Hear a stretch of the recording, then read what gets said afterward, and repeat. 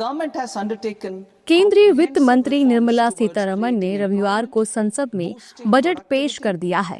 ये budget NDA सरकार के लगातार तीसरी बार सत्ता में आने के बाद दूसरा पूर्ण बजट है। इसके साथ ही निर्मला सीतारमण देश की ऐसी पहली महिला वित्त मंत्री बन गईं, जिन्होंने लगातार 9वीं बार बजट पेश किया। बजट में सरकार ने हेल्थ सेक्टर से लेकर इंफ्रास्ट्रक्चर तक कई सेक्टरों पर ध्यान दिया है। बजट के आने के बाद बीजेपी के दिग्गज नेताओं और केंद्रीय मंत्रियों की भी प्रतिक्रियाएं आई हैं। सुनिए क्या कुछ कह रहे हैं मोदी कैबिनेट के मंत्री।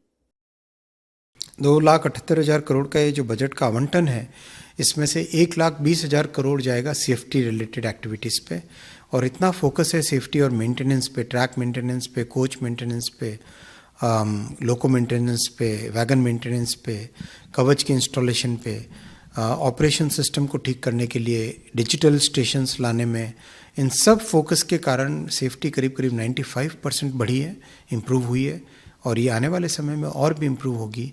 और जिस तरह से बहुत ध्यान देके हर एक चीज़ के रूट कॉज में जाके उनको सॉल्व किया जा रहा है, उससे माननीय प्रधानमंत्री जी का जो विकसित रेल बनाने का, विकसित भारत में विकसित रेल बनाने का संकल्प है, वो पूरा होगा। On every sector of the Indian economy, it's a budget for every citizen, सबका साथ and सबका विकास, सबका विश्वास और सबका प्रयास।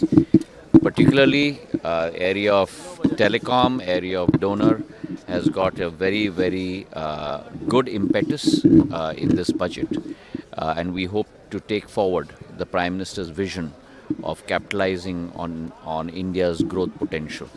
You have seen a growth of close to 7.5%, a complete control on inflation coming down to 1.7%, a huge jump in capital expenditure from 2 lakh crore to almost 11 lakh crore this year. Budget एक holistic budget है और विकसित भारत का budget है, नरेंद्र मोदी के सोच का budget है। ये किसानों के लिए है, टेक्सटाइल का बजट।